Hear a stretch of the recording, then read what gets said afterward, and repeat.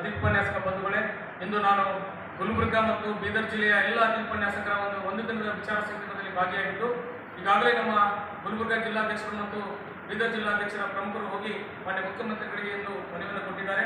ಅವರು ಕೂಡ ಸಕಾರಾತ್ಮಕವಾಗಿ ಮಾನ್ಯ ಮುಖ್ಯಮಂತ್ರಿಗಳು ಸ್ಪಂದನೆ ಮಾಡಿದರೆ, ಈಗಾಗಲೇ ಮಾನ್ಯ ಕಾನೂನು ಸಚಿವರು ಮತ್ತು ಮಾನ್ಯ ಸಭಾಪತಿಗಳಾಗಿರುವಂತಹ ಬಸವರಾಜ ಹೊರಟ್ಟಿ ಸರ್ ಅವರು ಕೂಡ ಮಾನ್ಯ ಮುಖ್ಯಮಂತ್ರಿಗಳ ಜೊತೆಗೆ ಮಾತನಾಡಿ ಯಾವುದೇ ಕಾರಣಕ್ಕೂ ನಾನ್ ಕ್ವಾಲಿಫೈಡ್ ಇದ್ದಂಥ ಅಭ್ಯರ್ಥಿಗಳಿಗೆ ತೊಂದರೆ ಆಗ್ಬಾರ್ದು ಅಂತ ಹೇಳಿ ಅದು 1 ವರ್ಷ ಅಥವಾ 2 ವರ್ಷ ಅವಕಾಶ ಕೊಡತಕ್ಕಂಥ ಕೆಲಸ ನಾವು ಮಾಡ್ತೀವಿ ಅಂತ ಹೇಳಿ ಈಗಾಗಲೇ ಮಾನ್ಯ ಮುಖ್ಯಮಂತ್ರಿಗಳ ಜೊತೆ ಮಾತನಾಡಿದ್ದು, ಯಾರೂ ಕೂಡ ಅಧಿಪನ್ಯಾಸಕರು ಅಧೈರ್ಯಗೊಳ್ಳದೆ ಎಲ್ಲರೂ ಕೂಡ ಧೈರ್ಯವಾಗಿರ್ಬೇಕು ಅಂತ ಹೇಳಿ ಈ ಮೂಲಕ ತಮ್ಮಲ್ಲಿ ವಿನಂತಿ ಮಾಡ್ಕೊಳ್ತೇನೆ. ಕಳೆದ ಇನ್ನೊಂದು ವಾರದಲ್ಲಿ ನಮ್ಮೆಲ್ಲರೂ ಕೂಡ ನಾವು ಕಾರ್ಯದಲ್ಲಿ ತೊಡಗುತ್ತೇವೆ ಅನ್ನುವಂಥ ಮಾತನ್ನು ಈ ಸಂದರ್ಭದಲ್ಲಿ ಎಲ್ಲರಿಗೂ ತಿಳಿಪಡಿಸ್ತೇನೆ.